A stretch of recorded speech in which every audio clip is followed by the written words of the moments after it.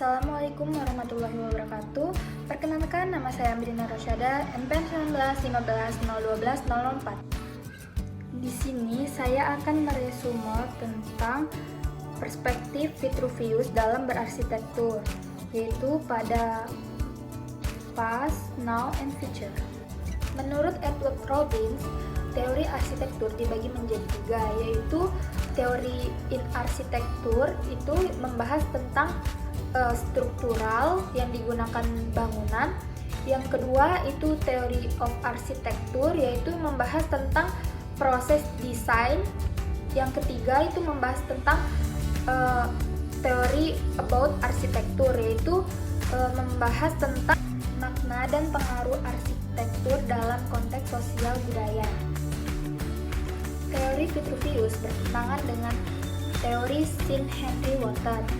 Nah, itu tuh misalnya utilitas versus komoditi. Utilitas itu artinya yaitu memiliki fungsi atau nilai guna pada bangunan. Sedangkan komoditi itu bangunannya selain memiliki fungsi dan juga harus memiliki nilai tukar.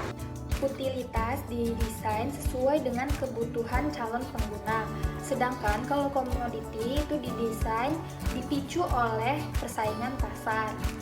Komoditi itu bukan lagi upaya memenuhi kebutuhan, tetapi menciptakan kebutuhan baru. Contohnya itu pengembangan variasi produk. Pada komoditi, desainnya itu bukan hanya memiliki nilai fungsi, tetapi memiliki nilai jual, sehingga menyebabkan produksi itu meningkat dan munculnya gejala konsumerisme. Yang kedua, itu ada firmitas versus firmness. Nah, firmitas itu hanya membahas tentang kekokohan dari desain, sedangkan firmness itu tidak hanya membahas tentang kekokohan, tetapi ketidakkokohan desain tersebut. Setiap orang memiliki tingkat ketertarikan atau kebosanan tersendiri. Nah, sehingga sebelum desain mereka dapat menentukan apakah desain tersebut didesain dengan cukup kokoh atau sangat kokoh. Nah, di kategori ini kekokohan disesuaikan dengan proporsinya. Nah, kalau kategori ketiga itu simbol mengisyaratkan kekuatan. Nah, contohnya itu ketika rumah memiliki pilar-pilar, nah maka di situ rumah itu akan terlihat lebih kokoh. Yang terakhir ada delay versus venustas.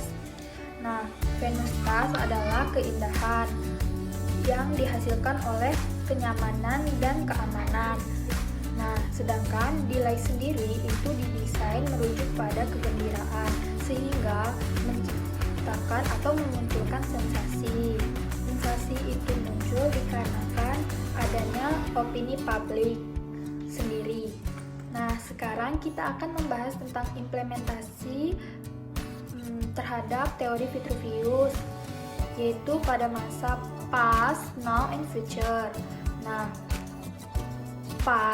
Nah, teori Vitruvius itu masih menggunakan atau strukturnya menggunakan kayu-kayu ataupun bahan alami lainnya, sehingga kekokohannya itu dapat mencapai ratusan tahun. Nah, mungkin pada zaman dahulu itu hanya memiliki nilai guna atau fungsinya saja pada bangunan tersebut.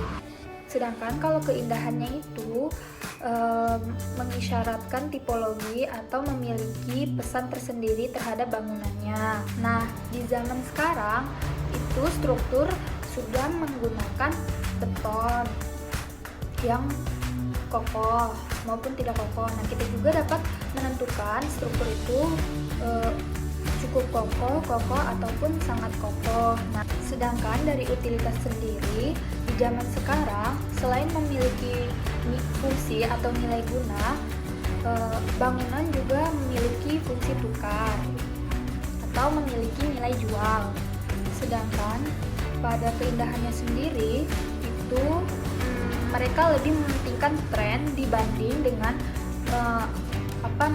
tidak peduli dengan filosofi atas tempat tersebut.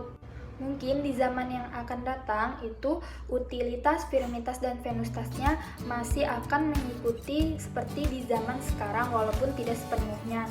Karena kita juga dapat melihat bahwa sekarang ini gaya konsumerismenya itu akan semakin tinggi. Begitu saja dari saya akhiri. Wassalamualaikum warahmatullahi wabarakatuh.